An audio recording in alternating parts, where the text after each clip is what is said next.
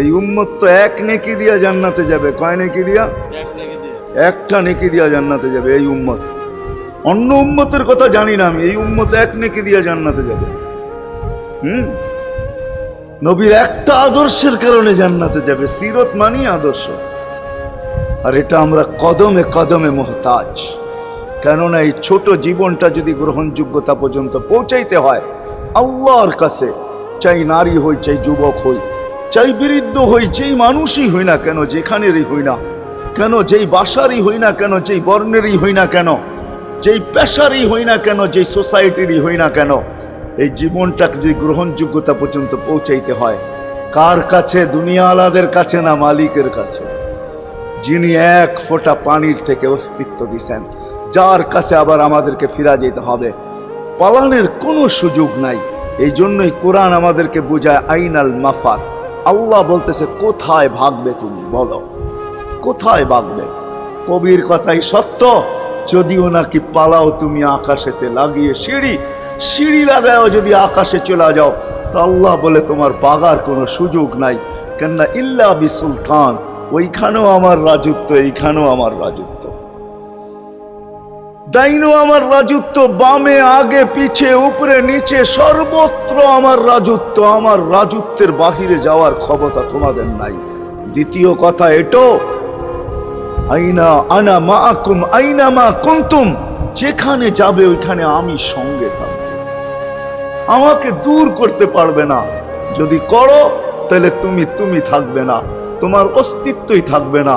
কেন আমাদের ভিতরে আল্লাহ নাই বটে, কিন্তু আল্লাহর একটা পাওয়ার আছে যেটাকে রূহ বলে। কুলির রূহ মিন আমরি রব্বি, আল্লাহর একটা পাওয়ার, একটা সিফত, সবচেয়ে শক্তিশালী পাওয়ার যেটা, ওটা আমাদের ভিতরে আল্লাহ ঢুকায় রাখছেন, যেটাকে আমরা রূহ বলি। কোরআনের ভাষায় রূহ বলে, বাংলা ভাষায় আত্মা বলে।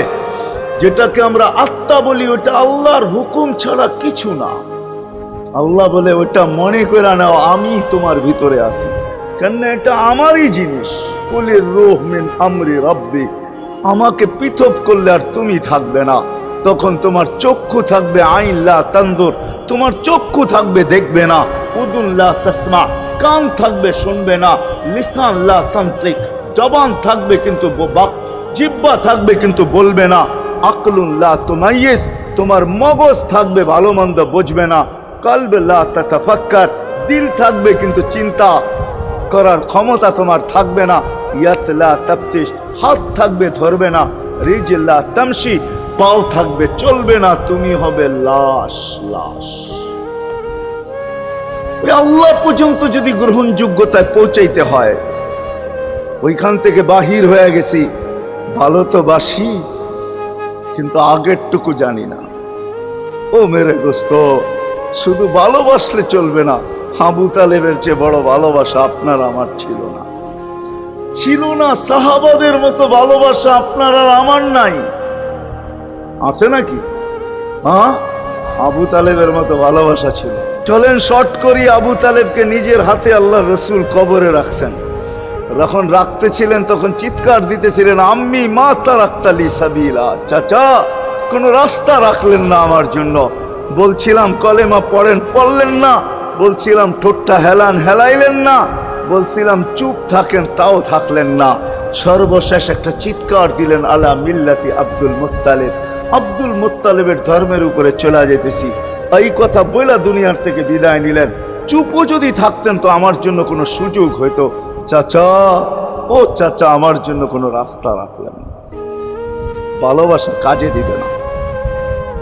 এই জন্য চলেন, জীবনটাকে গ্রহণযোগ্যতা পর্যন্ত পৌঁছাইতে হইলে কদমে কদমে মুহাম্মদুর রাসূলুল্লাহর আদর্শ লাগবে। যেটাকে আরবি ভাষায় সিরাত বলে, যেটাকে কেরিয়ার বলে। আল্লাহর রসুলের কেরিয়ার লাগবে, আল্লাহর রসুলের আদর্শ লাগবে, আল্লাহর রসুলের সিরত লাগবে, আল্লাহর রসুলের চরিত্র লাগবে। এই জন্যই আল্লাহ কোরআনে বলছেন, লাকাদ কানা লাকুম ফি রাসূলিল্লাহি উসওয়াতুন হাসানা, তোমরা লিমান কানা ইয়ারজুল্লাহ, তোমরা যদি আমাকে পাইতে চাও তাহলে আমার আদর্শ সহজ করছেন, কঠিন করেন নাই। আল্লাহ কঠিন করতে পারতেন, আল্লাহ সহজ করছেন। কেননা আসলে উদ্দেশ্য ছিল আল্লাহকেই মানা, আল্লাহকে মানা উদ্দেশ্য ছিল। কিন্তু আল্লাহকে চোখে দেখা যায় না, মানবে তো মানবে কি করে?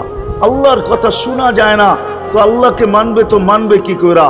আল্লাহকে তো দেখা যায় না, আল্লাহকে তো আল্লাহর কথা শোনা যায় না, আল্লাহকে ধ্যান ধারণায় আনা যায় না, কোনো ধ্যান ধারণার ভিতরে আনা যায় না যে আল্লাহর আকৃতি এরকম। আল্লাহকে ধ্যান ধারণায় আনা যায় না, বর্ণনা দিয়ে শেষ করা যায় না। আল্লাহর বর্ণনা দিয়ে কেউ শেষ করতে পারবে না। কোরআন বড় কিছু আমাদেরকে বুঝাইছেন, অনেক বুঝাইছেন যে আল্লাহর বর্ণনা দিয়ে শেষ করা যাবে না। আল্লাহ শুধু আল্লাহ না, 99 নাম দেখলেই বোঝা যায় যে আল্লাহকে। আল্লাহ শুধু আল্লাহ না, আল্লাহ 99টা পদের অধিকারী। বিদায় আল্লাহ ধরা ছোঁয়ার বাহিরে আল্লাহ মানুষ প্রশ্ন করতে পারে, আপনাকে মানবো তো মানবো কি করে, পাবো তো পাবো কি করে? তো আল্লাহ আসান করছেন যে আমার নবীর আদর্শের ভিতরে আমি লুকায়িত আছি। ফুলের ভিতরে যেরকম ঘেরান লুকায়িত থাকে, আমার নবীর আদর্শের ভিতরে আমি লুকায়িত। নবীর আদর্শ মানতে থাকবে, আমাকে পাইতে থাকবে। এই জন্যই রাসূলুল্লাহর আদর্শ দরকার, সিরাত দরকার, কেরিয়ার দরকার। আর কেন আপনি আদর্শ মানবেন না? জীবনটাই তো আপনার জন্য আমার জন্য ছিল, ঠিক না? চোখের পানি ছিল তো আপনার জন্য, চিৎকার ছিল তো আপনার জন্য, রাত ছিল তো আপনার আমার জন্য, দিন ছিল তো আপনার আমার জন্য। দুনিয়ার কোনো মুহূর্ত নাই যেখানে যে আপনাকে আমাকে ভুলে গেছেন, এমন কোনো মুহূর্ত নাই। আরশে যাইও আপনাকে আমাকে ভুলেন নাই। যখন আরশে গেছে আমার বিবেক বলে ওইখানে হারায়া যাওয়া দরকার ছিল। মুসা আলাইহিস সালামকে আল্লাহ আরশ থেকে নিজেকে দেখানোর জন্য তাজাল্লি দিছেন। শুধু তাজাল্লি, আকৃতি না, তাজাল্লি দিছেন। 40 দিন বেহুশ ছিলেন, 40 দিন, 40 দিন। অথচ বন্ধু দুইজনে পাশাপাশি বসা, কাবা কাউসাইনি আও আদনা ফাদানা ফাতাদাল্লা ফাআওহা ইলা আবদিহি মা আওহা, পাশাপাশি বসা আছেন। তীর ধনুক থাকলে আপনাদেরকে আমি দেখাইতে পারতাম কতটুকু কাছে হয়েছিল। এরকম কাছে হারায় যাওয়া দরকার ছিল। আল্লাহ যখন জিজ্ঞাসা করছেন কি চাইতে আসছেন, আসআলুকা উম্মতি, এইখানে উম্মত চাবো না তো আর চাবো কি? এই সুযোগ পাবো আর পাবো কখন? এই টেবিলে উম্মত না উঠলে উঠবে কোথায়? এরকম কাছে হব তো হব কখন? এত কাছে পাবো তো পাবো কখন?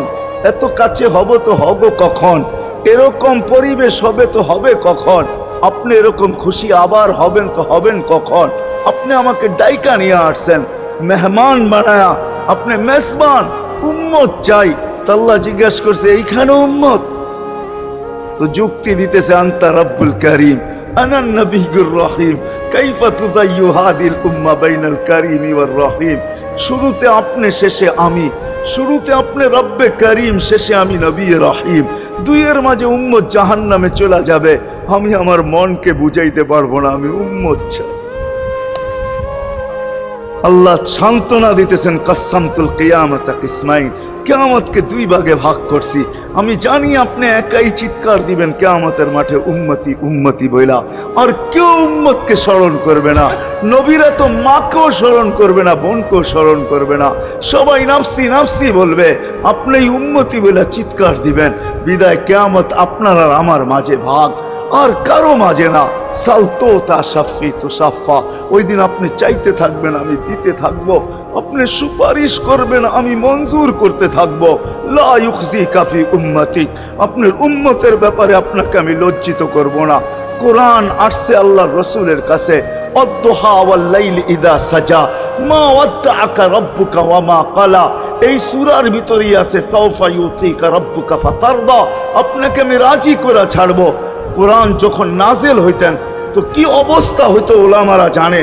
আল্লাহ রসুল ঘামতে থাকতেন, এতটুকু কষ্ট হইতো। কখনো কখনো বলতেন কাদার রু আইয়াখরুজ, মনে হয় আমার রুটা বাহির হয়ে চলে যাবে।